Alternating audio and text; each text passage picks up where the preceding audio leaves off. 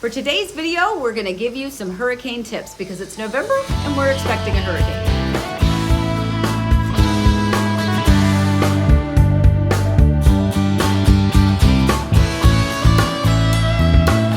Hurricane tip number 1, put together your hurricane kit that you can keep with you all year long. Lots of things can go into that hurricane kit, and that's probably going to be different for every family, but there's a few essentials that I honestly think everybody should have. One of my favorites is the hurricane weather radio. Now they have them a lot more compact nowadays, but the hurricane radio or the weather radio is going to give you not only the weather channels and the weather alerts, but it's also going to, if you get the right kind, it can actually tune into the television stations as well. So you have multiple ways to get the information that you may need if you lose communication and your power goes out. The nice thing about those is that a lot of those also have built-in flashlights. All of that can stay charging, and it actually has additional ports so you can charge other things like your phone and other things. Now, if you happen to be a member of our Heart and Homer family, you probably already got a little flashlight that I think is fantastic, because then you can use this and give it to your kids and they can all keep one handy. Tip number 2, have a hurricane room or that designated space that you can go for shelter if needed. It's important to have a designated place for you and your family to go during any potential severe weather. You know, a lot of times in the hurricanes, you're going to be fine just in your regular home, but a lot of times you will be alerted by the weather forecasters to maybe take cover in case some tornadoes may spawn, especially if you're in the real big throes of winds. You may just want to go ahead and come into safety. So for us, we designated this big closet that is essentially under our stairs. It's a central location in our home. It's protected. There's no windows. It's a great spot for us if we need to kind of cuddle in and hunker down. When we built this home, we actually thought ahead this time. Smart, right? We added an additional light in here, and we also added an additional electrical outlet. So in the event that we did not lose power, but still needed to take shelter, we still had a way to continue to charge the essentials and stay in tune with what was going on in the outside world, outside of our little hurricane closet. Hurricane tip number 3, know where to get the best information as far in advance as possible. Every region of the country has natural occurrences that you have to be prepared for. Out in California, it's earthquakes. Well, you've got to be prepared at a moment's notice. In maybe the Midwest, it's hurricanes. And so you've got a little less time there. The great news with hurricanes, if there is great news, is that we get a lot of advanced warning. So there are some great resources to look for. And here's 3 that we would recommend. Number 1, just any of the local news stations or the Weather Channel.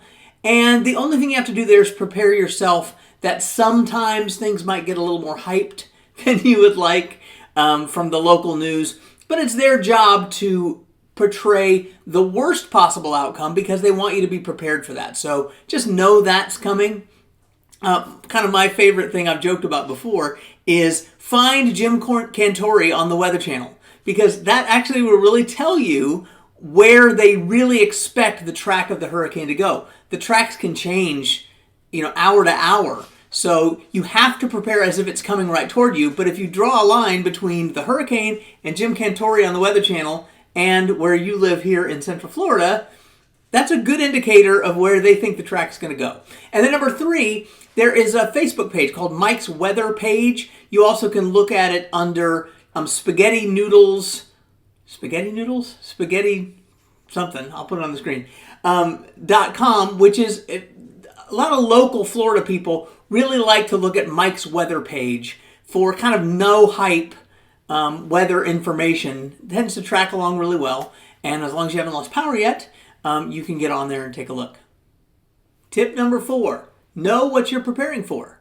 Here in Central Florida, we're not really generally preparing for a massive hurricane. If you're going to get hit here by a category 3, 4, 5 hurricane, you need to evacuate. That's what you need to do to prepare, is get out.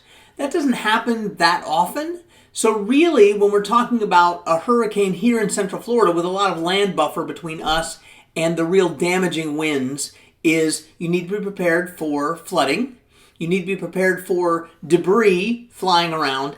And then you need to be prepared for power outages. And candidly, you need to prepare for boredom. That's one of the things that you really have to think about is, what would I do if I lost power for a day or 2 or 3 or 4?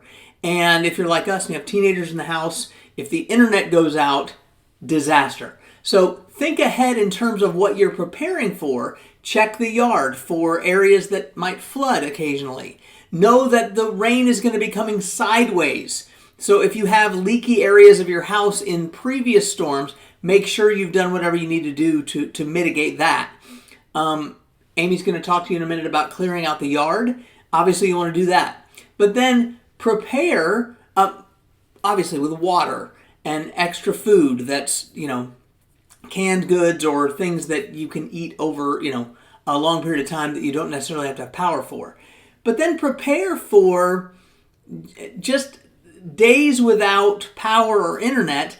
It seems like a silly thing, but it's essential in our minds and in the way we live our lives right now to have that capability to have internet and those kind of things. So plan board games and other things like that, because while we haven't lost power in the last few hurricanes that have come through Central Florida, that is probably the number one thing that causes inconvenience. Obviously, you want to prepare for the larger things, but prepare yourself for a little bit of inconvenience.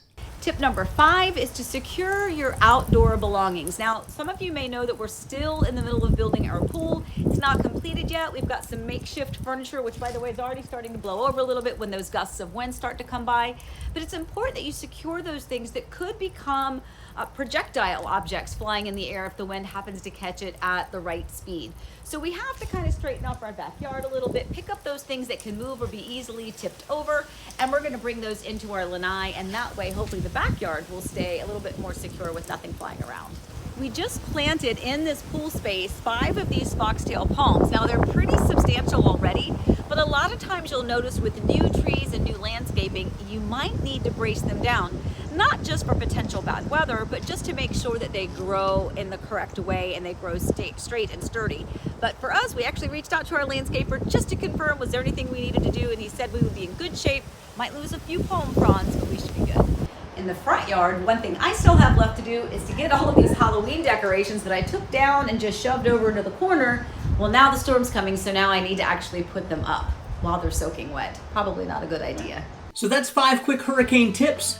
We've just experienced the hurricane here, a November hurricane here in Central Florida, and so we wanted to have this maybe for future reference for you when we get back to hurricane season. For those of you that are new to Central Florida or may be thinking of moving to Central Florida, and the good news is for me personally, in the first video ever, I get to wrap it up and say, stay safe, stay well, remember we love you, and happy house hunting.